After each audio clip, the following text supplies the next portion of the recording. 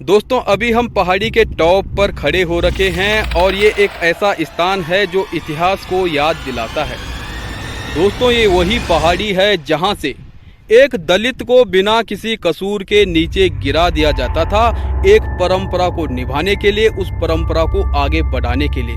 उस बेकसूर के आंसुओं पर जब उसके गांव वाले हंसते थे, उल्लास मनाते थे, सोचिए उस पर क्या बीतती होगी। ये 1 किलोमीटर की खाई, उसकी गहराई, सोचिए उसको किस कदर डराती होगी जब मौत उसके सामने नजर आती होगी। दोस्तों ये रोंगटे खड़े करने वाली कहानी है। ये कहानी आप यदि सुनेंगे, आपका हृदय भी करुणा के भाव में विभोरित हो जाएगा और आप महसूस करेंगे कि वास्तव में वो कुप्रथाएं किस प्रकार से इस समाज को खोखला करती होंगी। तो दोस्तों इस कहानी को पूरा सुनने से पहले आपसे एक छोटी सी रिक्वेस्ट करते हैं, यदि आपने अभी तक हमारे चैनल खबर चक्र केसी को सब्सक्राइब नहीं किया है तो चैनल को सब्सक्राइब अवश्य करें, साथ ही बेल आइकन को भी प्रेस करें ताकि हमारे हर वीडियो की नोटिफिकेशन आप तक पहुंचती रहे। दोस्तों अभी हम एक पहाड़ी के टॉप पर मौजूद हैं, यहाँ पर खड़े हो रखे हैं और यहाँ से जैसे ही हम थोड़ा आगे बढ़ते हुए डरते हुए नीचे की तरफ नजर फिराते हैं तो रोंगटे खड़े हो जाते हैं। लेकिन दोस्तों यहाँ का एक ऐसा इतिहास है जिसे सुनने के बाद आपके भी रोंगटे खड़े हो जाएंगे। यहाँ के इतिहास को हमने उन बुजुर्गों से सुना है जो अब हमारे बीच नहीं है। कुछ ऐसे लोग अवश्य हैं जो आज भी इस इतिहास की घटना को हमें सुनाया करते हैं। दोस्तों जब एक पिछड़ी जाति के व्यक्ति को, एक दलित व्यक्ति को एक परंपरा को निभाने के लिए, एक परंपरा को दिखाने के लिए और उसे आगे बढ़ाने के लिए लगभग 1 किलोमीटर गहरी खाई में, इस गहराई में ऊपर से पटक दिया जाता था, अगर वो जिंदा रहा तब भी मरने के समान ही उसकी स्थिति हुआ करती थी और उसके शरीर को उसी के गांव के लोग नोच नोच करके बुरे हाल कर देते थे। दोस्तों आज इस कहानी को आप अवश्य सुने, उन कुरीतियों को आप अवश्य सुने जब एक बेकसूर को इस प्रकार की सजा दी जाती थी, उसे प्रताड़ित किया जाता था उसके कसूर के बिना भी। दोस्तों इस कहानी को आप सुनेंगे तो आपके रोंगटे खड़े होंगे और आपके हृदय में करुणा का भाव जाग जाएगा। हालांकि अभी चारों ओर आप यहाँ पे हरे भरे पेड़ पौधों को देख रहे होंगे, यहाँ पर आप हरियाली ओढ़े हुए पहाड़ों को देख रहे होंगे, यहाँ की शांति को महसूस कर रहे होंगे।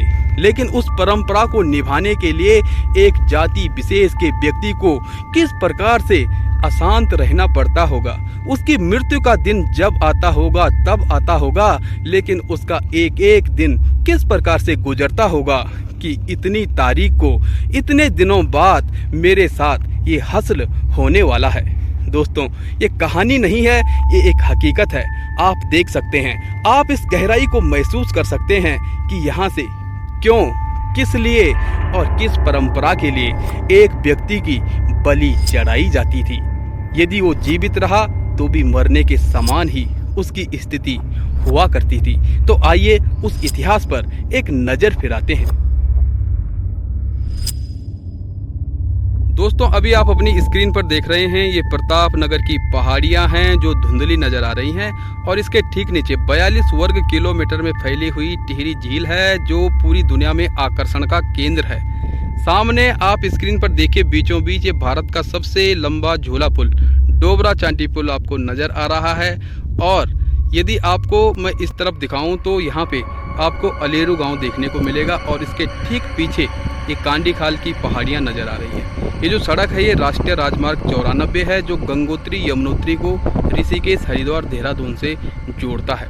दोस्तों नीचे की तरफ आप देखेंगे तो ये गहरी खाई है और इसी खाई के ऊपर पहाड़ी पर हम अभी मौजूद हैं और यहीं से आपको शूट करके दिखा रहे हैं और उस इतिहास के बारे में कुछ बता रहे हैं। दोस्तों यहाँ पर उस परंपरा को निभाने के लिए ग्रामीणों के द्वारा घास का एक मोटा रस्सा बनाया जाता था और उस रस्से को 2 सिरों में बांधा जाता था। एक सिरा पहाड़ी के इस टॉप पर बांधते थे जबकि दूसरा सिरा नीचे की तरफ मैं कैमरे के माध्यम से आपको दिखा रहा हूँ, जूम करके मैं इसे दिखाता हूँ।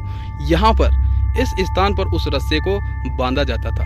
ये हमने नहीं देखा है, लेकिन बुजुर्गों के द्वारा हमें ये बातें सुनाई गई है और बताई गई हैं। यहाँ से जब रस्से को दोनों सिरों पर टाइट करके बांध दिया जाता था तो लकड़ी के एक फट्टे पर छेद करके छेद के बीचों बीच रस्सी को व्यवस्थित करके एक बेड़े को, जो कि एक दलित होता था, उस दलित व्यक्ति को उसके ऊपर बिठाया जाता था। उसके परिवार वाले आंसू बहाते थे, वो स्वयं भी रोता था, लेकिन उसे मालूम होता था कि समाज के सामने हमारा कोई बस नहीं है और इस परंपरा को निभाने के लिए हमें अपने इस कुर्बानी को देना ही पड़ेगा। दोस्तों, ये एक बहुत बुरी कुप्रथा थी और सती प्रथा, बाल विवाह जैसी कुप्रथाएं भी इस देश पर उस समय चरम पर थी। ये देश अनेक कुप्रथाओं का शिकार भी हुआ है। ये क्षेत्र काफ़ी पिछड़ा क्षेत्र था शिक्षा के क्षेत्र में। ये क्षेत्र उस समय अशिक्षित होने के कारण ऐसी परंपराओं को बड़े ही शिद्दत से मनाता था, लेकिन धीरे धीरे शिक्षा का जैसे जैसे विस्तार हुआ वैसे वैसे ऐसी अनेकों कुप्रथाएं स्वतः ही विलुप्ति की ओर जाने लगी और आज एक सभ्य समाज के तौर पर हम वो तमाम कार्य ही कर रहे हैं जो समाज के हित में हो सकते हैं। दोस्तों, जब उस व्यक्ति को यहाँ से नीचे की तरफ धकेल दिया जाता था तो अधिकतर मौक़ों पर वो व्यक्ति आधे रास्ते में ही अपना संतुलन खो करके नीचे गिर जाता था, जिस वजह से उसकी मृत्यु हो जाती थी। लेकिन जब कभी भी वो जीवित नीचे वाले सिरे तक पहुंचता था तो वहां पर भी ग्रामीण उसके बालों को नोचते थे, उसके जीते जी उसे नोचा जाता था और उसके बालों को प्रसाद के रूप में इधर उधर वितरित किया जाता था।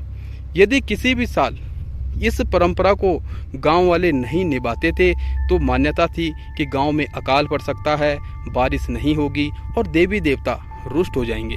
तो एक परंपरा को निभाने के लिए किस प्रकार से किसी व्यक्ति को प्रताड़ित किया जाता था, एक निर्दोष को दंडित किया जाता था और उसके साथ इतना भयानक खिलवाड़ किया जाता था। दोस्तों, ऐसी अनेकों कुप्रथाएं हमारे उत्तराखंड के अनेकों क्षेत्रों में भी रही होंगी और आपके आसपास भी शायद ही ऐसी अनेकों कुप्रथाएं सुनने को मिलती होंगी।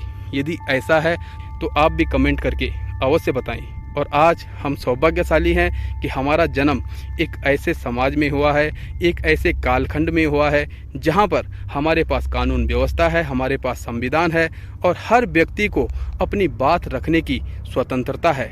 आशा करते हैं कि आपने हमारे इस चैनल को अब तक सब्सक्राइब कर लिया होगा और यदि नहीं किया है तो चैनल को सब्सक्राइब अवश्य करें, क्योंकि खबर चक्र केसी का यही मकसद है कि हम आपको अपने पहाड़ों की हर वो तस्वीर दिखाएं जिसे आप देखना चाहते हैं और जिसको आप करीब से महसूस करना चाहते हैं। तो मिलते हैं एक अगली वीडियो में, तब तक के लिए नमस्कार।